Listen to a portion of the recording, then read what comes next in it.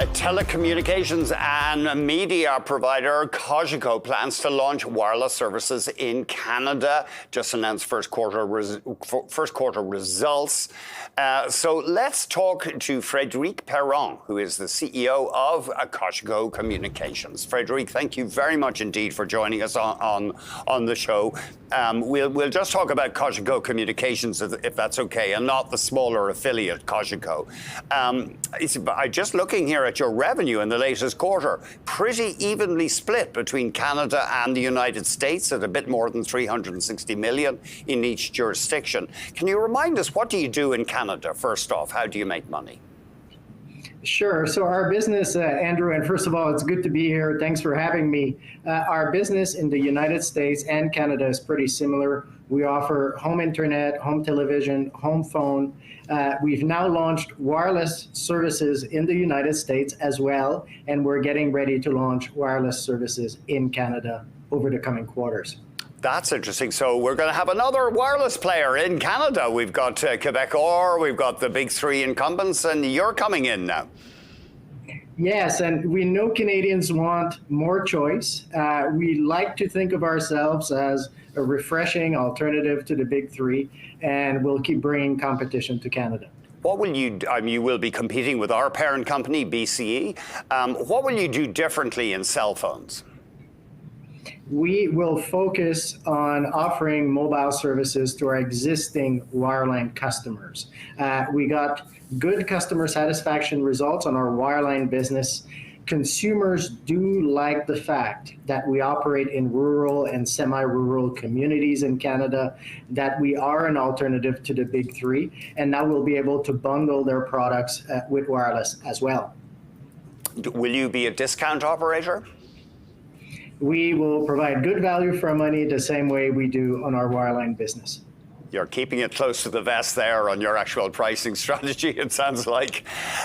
It sounds like now, just turning to your U.S. operations, it's a vast market down there. You did see a drop in some subscribers. I think it was in Ohio. So you are facing tough competition south of the border.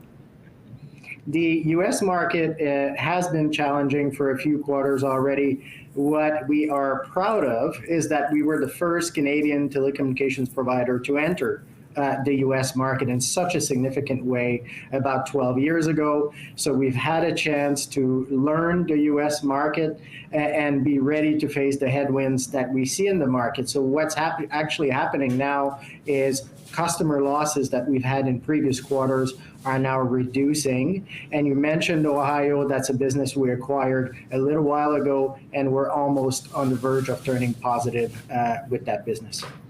Now, it's been tough to own telecom stocks over the past 5 years. Our own parent company stock, people, even including the dividend, they're down more than 25%.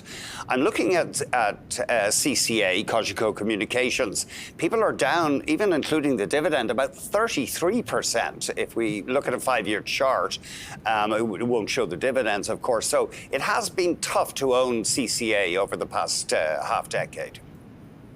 We are proud that over the past year, in year 2024, we're the best performers in the industry. In fact, we're the only player in the industry whose stock actually appreciated throughout the year, throughout the course of the calendar year.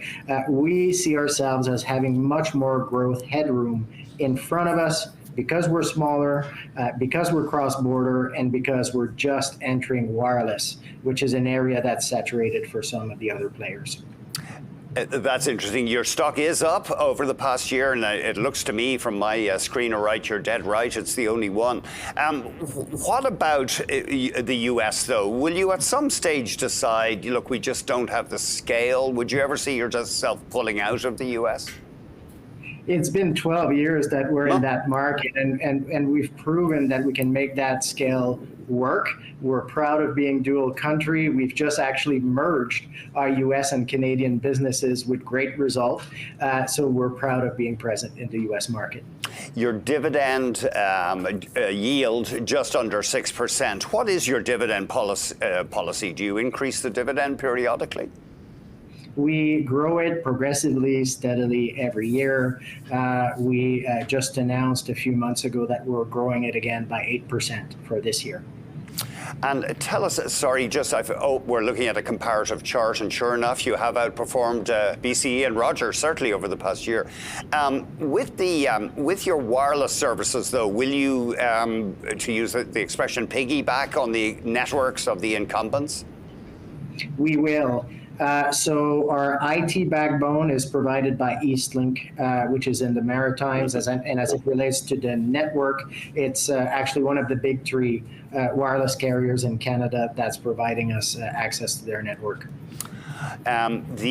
Interestingly, of course, Rogers for years owned shares in the company, didn't it? And then took over Shaw and sold the shares. That's right. That happened in January of last year. Right. Do you think you'll go for acquisitions, major acquisitions south of the border at this stage? It sounds like, would you look at that? At present time, we've put a pause on acquisitions for the next couple of years, and then we'll see how the market develops. And that's always something that we might consider again in the future. And what's the crucial growth business for you? Is it high-speed internet? At present time it is. In the future is going to be wireless as well. Right. And then do you have a satellite offering at all? We don't. Right. And just give us an idea. Will you have the scale to compete in wireless? I'm thinking about advertising, etc. I know you've got your existing customers. It's easy to convince them. But do you have the actual financial wherewithal to compete on on a national scale? Sure. So the model we're following is the same in both Canada and the US. I've explained the Canadian model a couple of minutes ago. Mm-hmm. In the US, we're also using the network of one of the big players there. So it's a minimum investment for us, and it's targeted on our existing customers to increase their loyalty. And therefore, given the minimum investment, scale is not as much of an issue. And as I mentioned, we're already live with that offering in the US.